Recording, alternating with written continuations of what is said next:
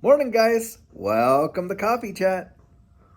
It's kind of cool out here this morning, and it's kind of a nice relief. And it's going to be gearing up. Looks like a great day. Anyhow, guys, I thought that something would be interesting for us to talk about is how safe do we feel our money is sitting in the bank? I know for me, I don't feel that safe at all with money in the bank. I keep actually very little of money in the bank. And the reason for that, guys, is because the bank, number one, when you put it in there, that money really is no longer yours. Under the contractual agreement that you have as a depositor with your bank, it really becomes the bank's money. And it falls into this whole fractional reserve banking system where they can lend it out 10 to 1.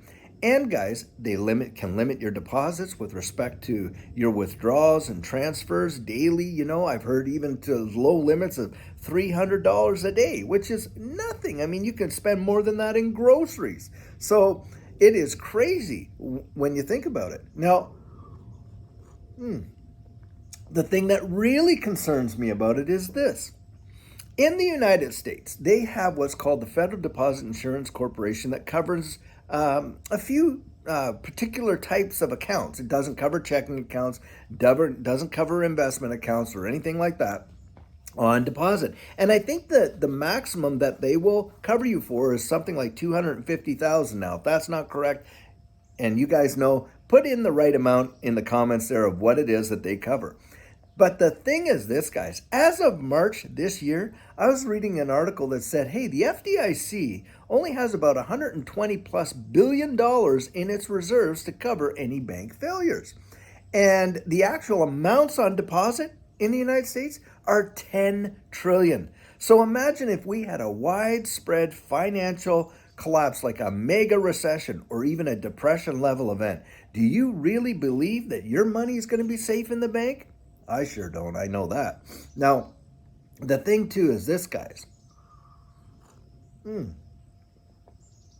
When we consider the vulnerabilities that we're seeing around the world with a lot of people being locked out, look at these bank runs in China. It is crazy. And we've seen that elsewhere. We've seen that in Cyprus. We've seen that in Greece. We've seen that all over this place. Don't think it can't come to your shores, because we are in a very precarious financial system right now. Now, what are the alternatives? Well, one of the alternatives, guys, is if you are hesitant of investing it and employing it, well, I think you could put it into stable coins like USDC, for instance, and you can become your own bank because you can buy a Ledger Nano S, Nano X, or something like that, a cold wallet, and you can literally take those funds and store them on those devices and become your own bank. And then when you want to actually move that money, you can move it at will with whatever amounts that you want without any concerns of the bank saying, oh no, well, what are you doing that for? Where are you putting that money? Da da da da, and on and on and on.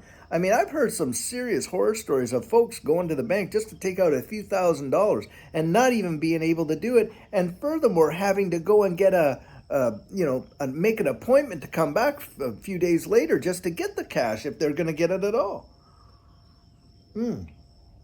That is crazy. And look, guys, right now, we're not making hardly any interest. And don't kid yourself.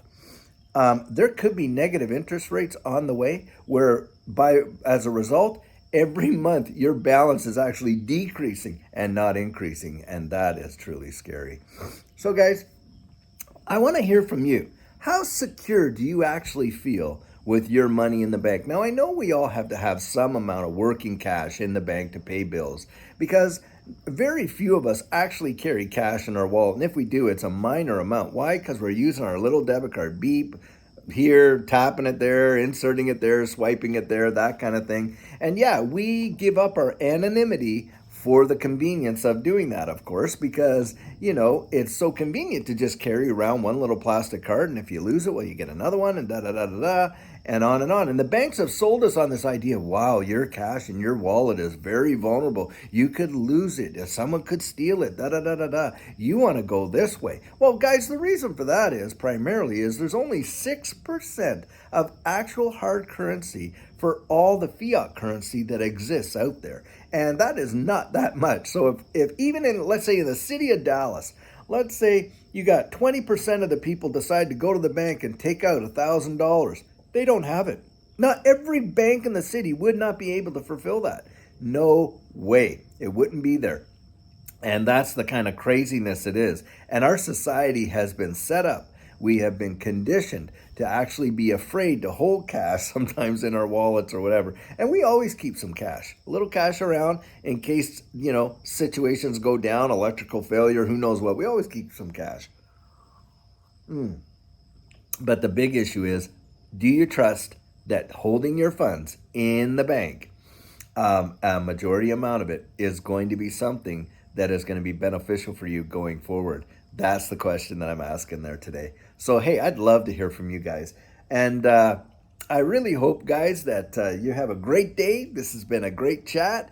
And I know some people have asked, hey, can you do these coffee chats a little bit longer? And for me, guys, it's like I don't want to get too preachy because, boy, can I ever get preachy. If you if you give me a soapbox, I'll jump on it. You know what I mean? But anyway, guys, I just wanted to throw that out there. Something to truly think about and investigate whether or not it would be good for you to be your own bank. Hey, novel idea. So, guys, until our later release video today, hope you have a great day, and we'll see you later. Take care.